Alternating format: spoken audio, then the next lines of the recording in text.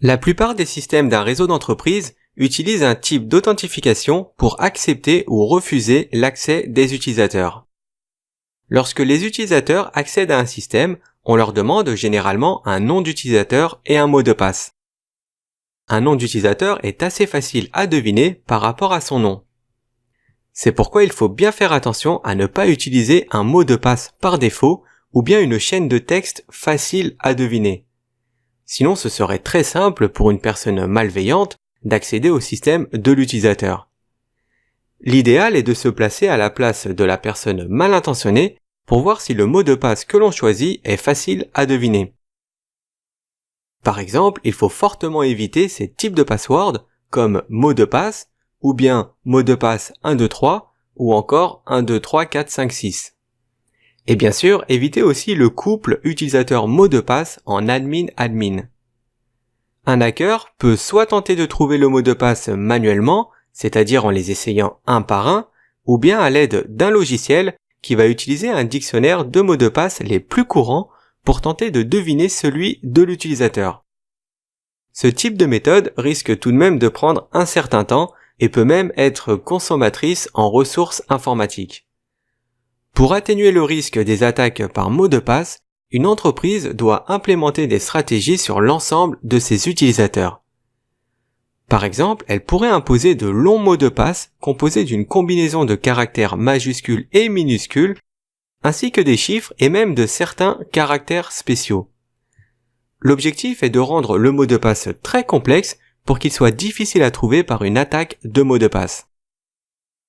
De plus, l'idéal serait même d'exiger qu'il soit modifié régulièrement pour que les longues attaques de mots de passe n'aient pas le temps de le trouver. Une entreprise peut également envisager d'utiliser des informations d'identification alternatives qui apportent plus de complexité et plus de sécurité. C'est ce qu'on appelle l'identification à deux facteurs, ce qui permet ainsi de garantir que vous êtes la seule personne pouvant accéder à votre compte même si quelqu'un d'autre connaît votre mot de passe. Le deuxième facteur d'identification pourrait être une clé à changement dynamique, un message contenant un code à durée limitée, un certificat numérique ou bien même une identification biométrique.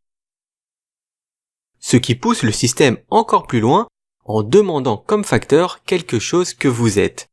L'idée est d'utiliser un attribut physique du corps d'un utilisateur pour identifier cette personne.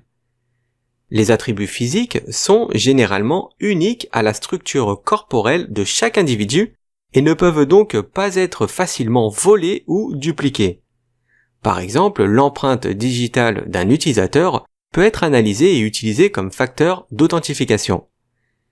D'autres exemples de ce deuxième facteur d'identification seraient la reconnaissance faciale, les empreintes palmaires, la reconnaissance vocale, la reconnaissance de l'iris et même les scans rétiniens. Alors bien sûr, certaines méthodes sont plus fiables que d'autres. Par exemple, les systèmes de reconnaissance faciale peuvent être trompés lorsqu'ils sont présentés avec des photographies. Et même les empreintes ainsi que l'iris peuvent être altérés par des blessures ou alors simplement par le vieillissement de la personne. Pour contrer ces faiblesses, il est possible de combiner plusieurs identifications biométriques pour authentifier les utilisateurs. Le tableau répertorie les idées clés de chaque alternative à l'authentification par mot de passe. Une bonne approche que pourrait avoir une entreprise pour améliorer la sécurité serait d'éduquer ses utilisateurs par le biais d'un programme de sécurité d'entreprise. La plupart des utilisateurs n'ont pas forcément de notion d'informatique, ce qui les rend vulnérables aux attaques extérieures.